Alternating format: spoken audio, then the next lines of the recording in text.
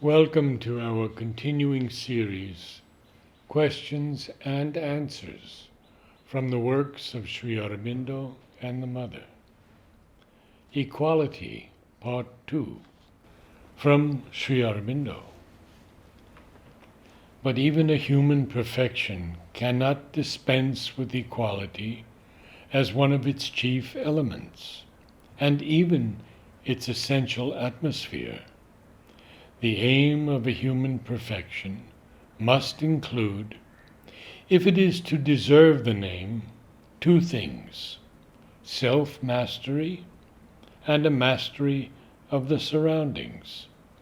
It must seek for them in the greatest degree of these powers, which is at all attainable by our human nature.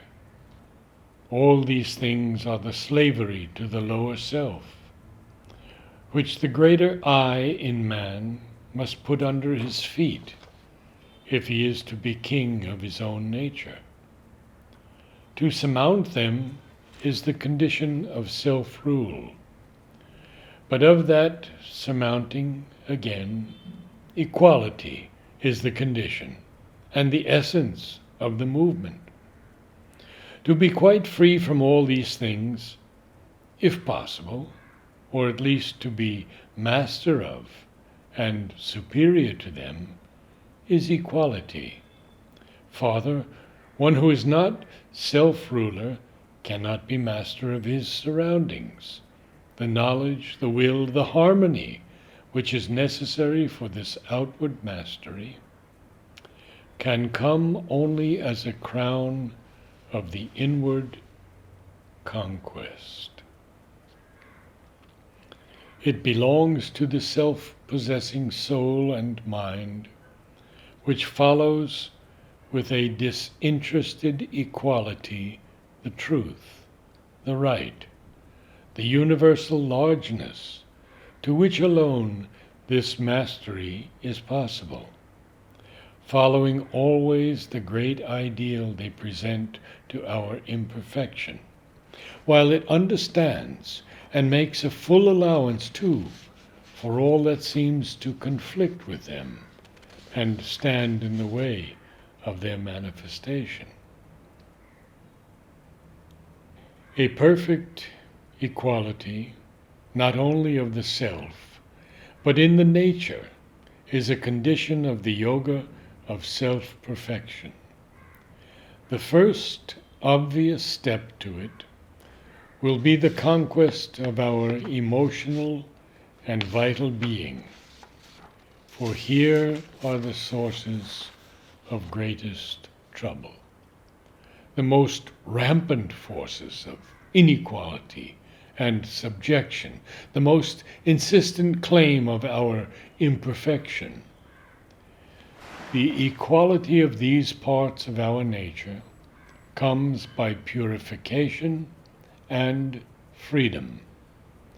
We might say that equality is the very sign of liberation.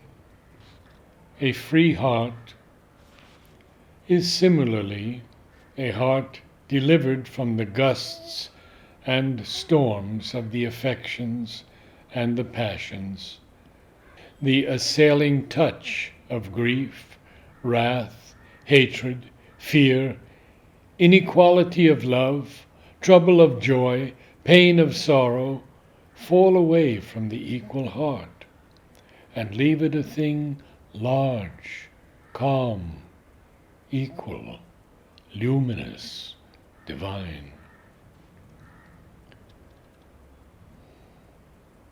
When we live in unity with the divine in ourselves and the spirit of the universe, these imperfections fall away from us and disappear in the calm and equal strength and delight of the inner spiritual existence. Always that is within us, and transforms the outward touches before they reach it by a passage through a subliminal psychic soul in us, which is the hidden instrument of its delight of being. By equality of the heart, we get away from the troubled desire soul on the surface, open the gates of this profounder being, bring out its responses, and impose their true divine values on all that solicits our emotional being. A free, happy, equal, and all-embracing heart of spiritual feeling is the outcome of this perfection. All our emotional nature will undergo this high liberating transformation. But in order that it may do so, a perfect equality is the effective condition. The same equality must be brought into the rest of our being. But the seeker of a greater perfection will draw back from all these dualities, regard them with an equal eye, and arrive through equality at an impartial and universal action of the dynamic tapas, spiritual force, in which his own force and will are turned into pure and just instruments of a greater calm secret of divine working. The ordinary mental standards will be exceeded on the basis of this dynamic equality.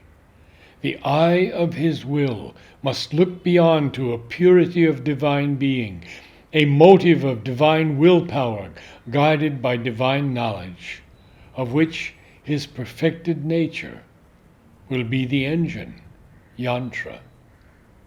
That must remain impossible in entirety as long as the dynamic ego, with its subservience to the emotional and vital impulses and the preferences of the personal judgment, interferes in his action.